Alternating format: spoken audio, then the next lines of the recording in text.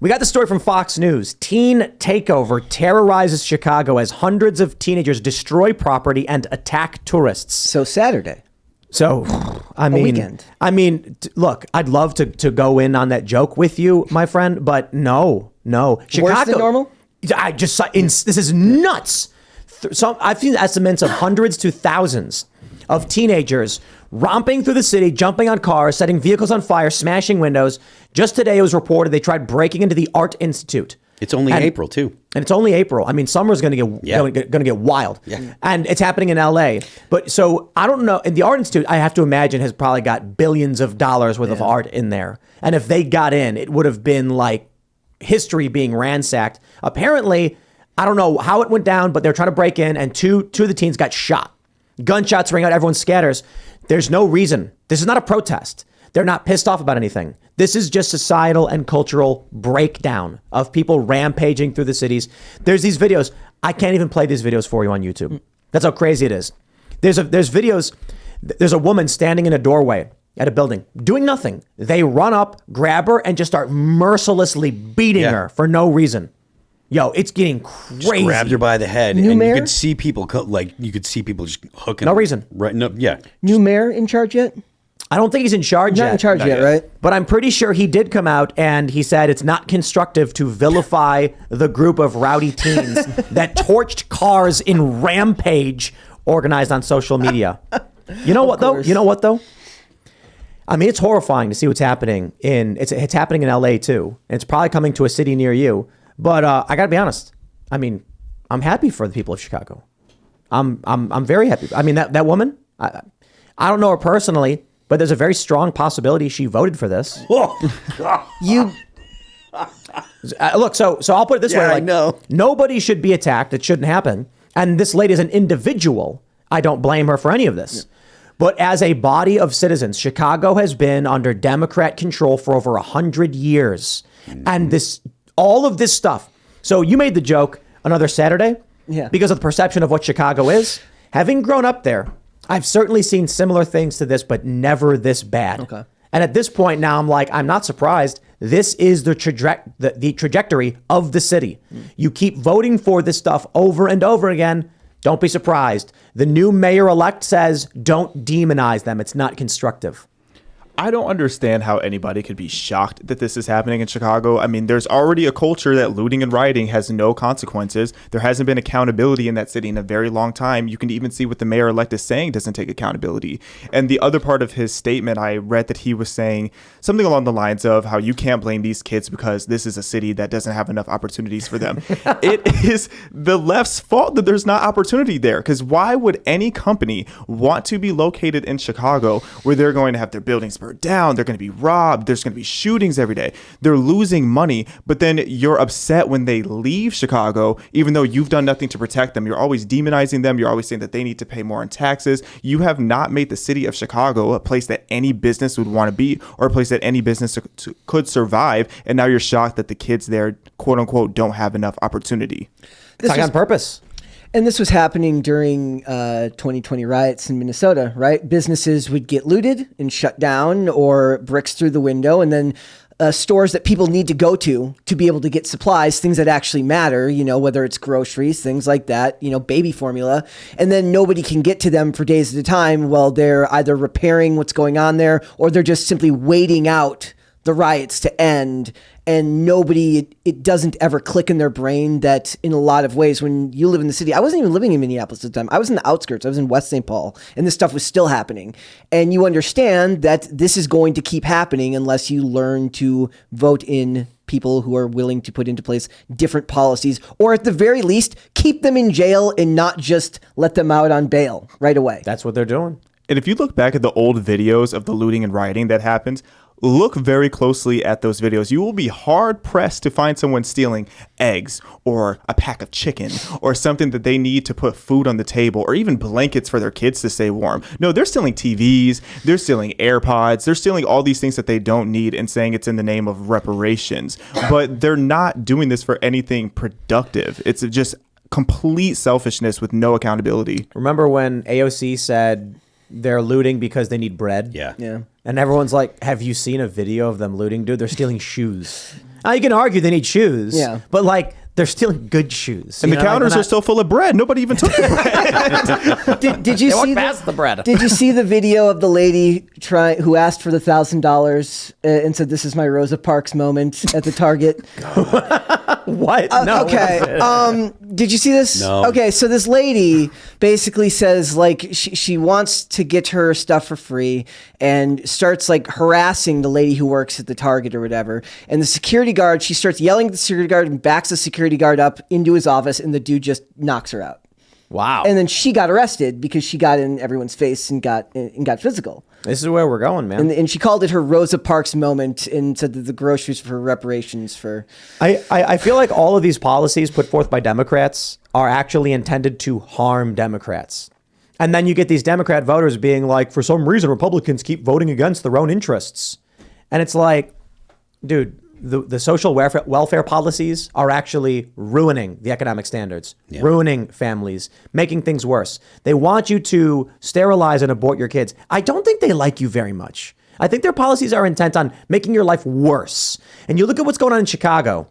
And when this mayor-elect says, this is Brandon Johnson, don't demonize these teenage boys. 2 of 16 and 17 were shot. And he's like, well, you know, it's almost like they want this stuff to happen. Bad things to all of the people of the city. But you know what, man? I can't be mad about it because they voted for it. So it's like, if you're a conservative or a moderate and you live in Chicago, I guess at this point I'm like, I'm sorry that this is happening to you, I guess. But like, you're choosing to live in a city where all of this stuff is going down. And I know people always say, oh, but it's like, you don't understand. I don't have the money. I can't move. It's too hard. The example that I give is, if your house was on fire, you wouldn't stop and think, well, I could leave, but I have nowhere else to go. No, you run out the door. You stand barefoot outside thinking, what do I do now? So these people who are saying like, I can't get out of Chicago, all you're really telling me is the fire hasn't reached your house yet. You can't convince me that the left is not a death cult, because everything that they stand for, both legislatively and ideologically, just relate to the demise of society, whether it's obesity, whether it's how hard they push for abortion, whether it's allowing all these crimes and murders to happen in the cities. Everything that you look at with them leads to depopulation, or it leads to just less people happening. Even everything with same sex, it's like they don't even want these heterosexual couples to be able to have kids. They're wanting to sterilize kids with the trans stuff. Everything that the left does leads to death. Has anybody else noticed that? Yeah. And that's why I was saying, like, I don't think they like you very much. Like, you go to your politician and the Republican guy says, hey, man, you should have more kids. It's like, okay, he's basically telling you to survive. He likes you. There should be more of you. These Democrats go, have you considered aborting that baby? And it's like, that's something you would say to someone you don't like. Like, you go to, if there's like these 2 women, right? Imagine there's 2 women and one woman is pregnant and they hate each other's guts. Yeah, one woman, the one woman's going to go there and be like, abort your kid. Like, that's not a nice thing to say to somebody. They'll probably call themselves humanists as well. Yes, they'll say it's not that- They'll say we are secular humanists, and they'll tell you that they believe that they want good things for the human race, but they want fewer humans. It's not that they dislike you, it's that they like the planet more. Therefore, they want the planet to survive because humans, according to them, are basically a blight. It is. Dude, look at this. Look an at this video. absurd death cult. Look at this video. This is Compton, California gas station, and these street takeovers have been happening all over the city, where people are just smashing their way in.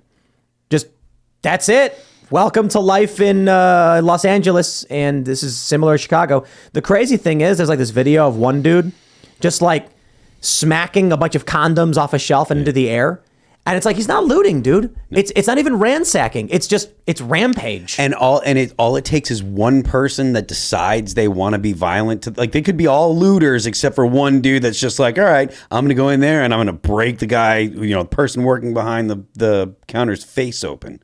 And those type of agitators end up at those types of events Absolutely, on purpose. absolutely, because they get the opportunity. Yeah. It's like people talk about the church when priests that are molesting kids, or whether it's schools and stuff. The thing is, they go where the access is. Predators go where the access is. So predators are going to go to where people are rioting. So that way, if they want to be violent for no reason, they're going to go to where the riots are. This is the story from Ferguson. When I was on the ground, and the hardcore fans of Timcast have heard me tell the story a billion times, so bear with us for those that didn't hear it. Simple version is a bunch of young black men linked arms to protect the liquor store that Michael Brown had stolen the cigarillos from.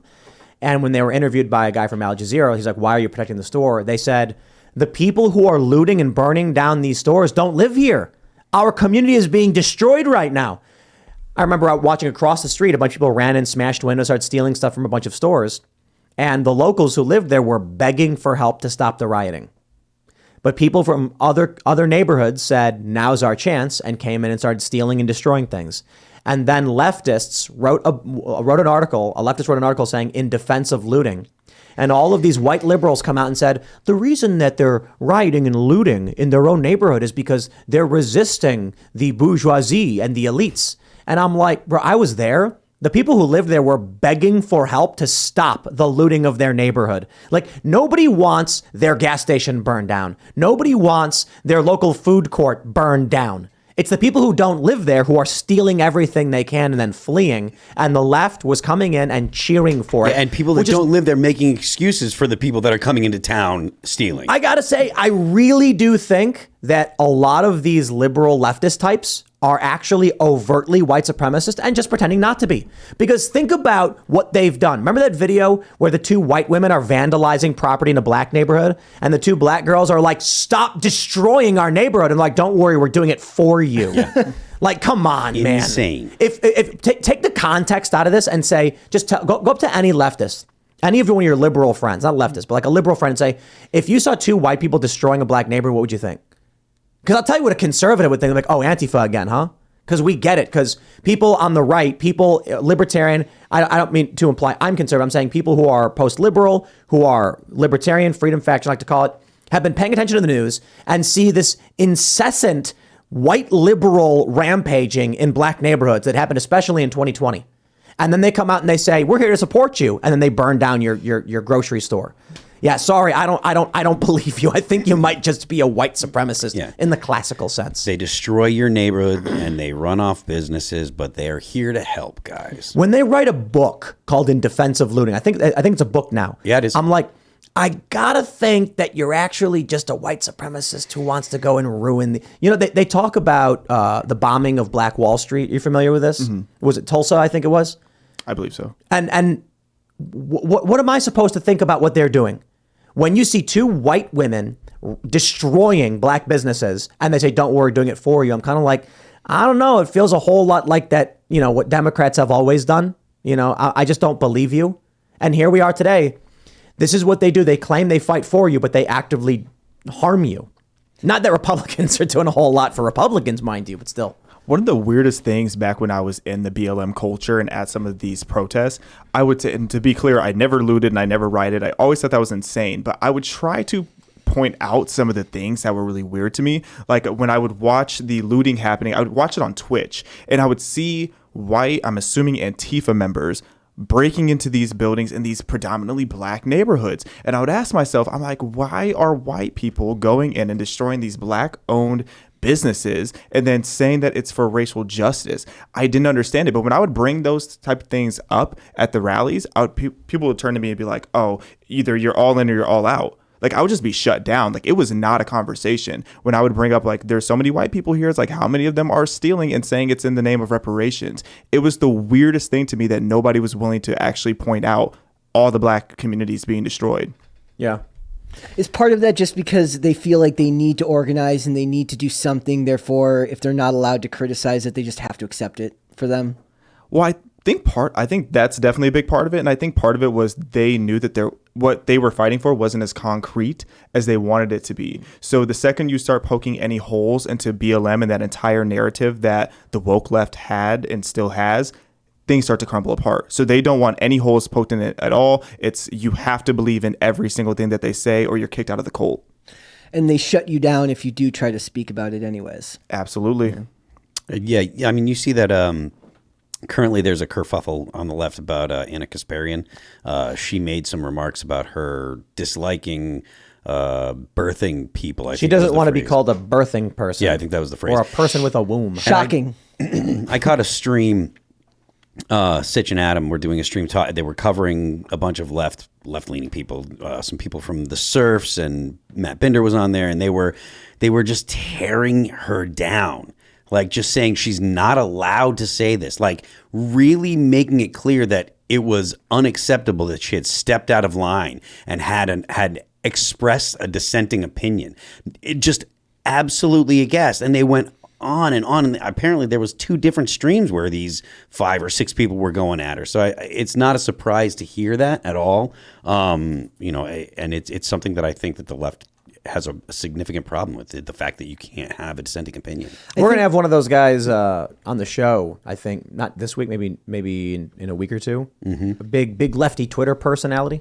I think one of the reasons that is too is because the media tends to parrot their beliefs right back at them because they believe the same thing that the media believes. So they're never challenged on a daily basis. If you are center right or libertarian, your views are constantly challenged by the media you take in. Mm. You know, if you're taking in any type of mainstream media, you're having your viewpoint challenged. You might think they're wrong, and most of the time they are, but you're at least being given opposing viewpoints on a regular basis. And if you're not used to hearing that, that's a lot of times shocking. And that's where the emotional responses tend to come in. Thanks for watching this clip from the Timcast IRL podcast. Hang out with us live Monday through Friday at 8 p.m. and become a member over at timcast.com for uncensored, members-only shows exclusive. Thanks for hanging out, and we'll see you all next time.